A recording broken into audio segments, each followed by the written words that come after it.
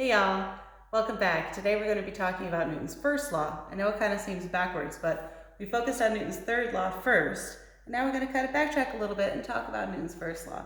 So as I showed you before, I made these super high techie wonderful force cars for you, and I want to kind of close up a little bit and show you that I glued on right here a printed out decimeter. This is 10 centimeters, and this is how we're going to be doing our measurements today.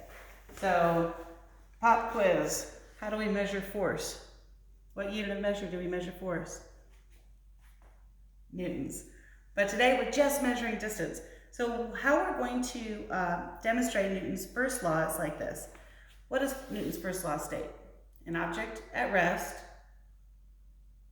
right, stays at rest, and an object in motion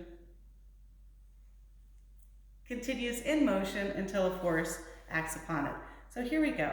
We're going to take our force car, first of all, without any kind of blockade in the way, and just kind of see what happens. Are you ready? All right, that makes sense. Now, what forces worked against our car? Well, first of all, of course, the force of gravity, which brought it from a stopped position, an object at rest, and as soon as I released it, that object was drawn by gravity and became in motion. Now, what other forces worked on this car to stop it?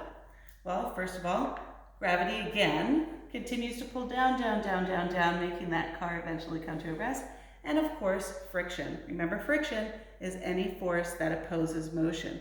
So a little less friction on my slick metal here and a little more friction on the felt right here. All right, so I want to go ahead and close up right here. Come closer, come closer, come closer. Because now my car is going to have a passenger. See my passenger? Hello. It's going to sit right here. And we're going to do a couple of measurements. First of all, we're going to let him go just like this and see what happens. Well, an object in motion is going to stay in motion, right? And an object in rest, this is actually at rest in relationship to the car. So an object at rest is going to want to stay at rest, unless, of course, a force is acted upon it. Now let's see what happens when little Bob here gets into a little crash. Here we go. So let's see what happens. What do you think is going to happen? Is it going to stay right where it is? Let's find out. Let's go close again. Here we go.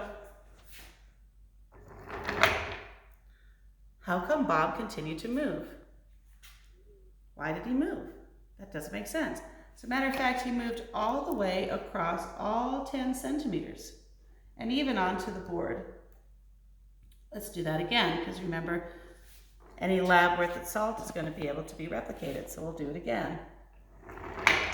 Again, he continued to move, even after the car stopped. Let's do it one more time.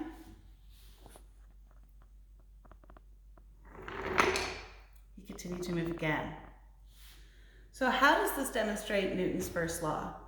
Well, an object in motion wants to stay in motion. And basically what happened to Bob is he was in motion in relation to the ramp. So as he came down and suddenly stopped, he wanted to continue in motion.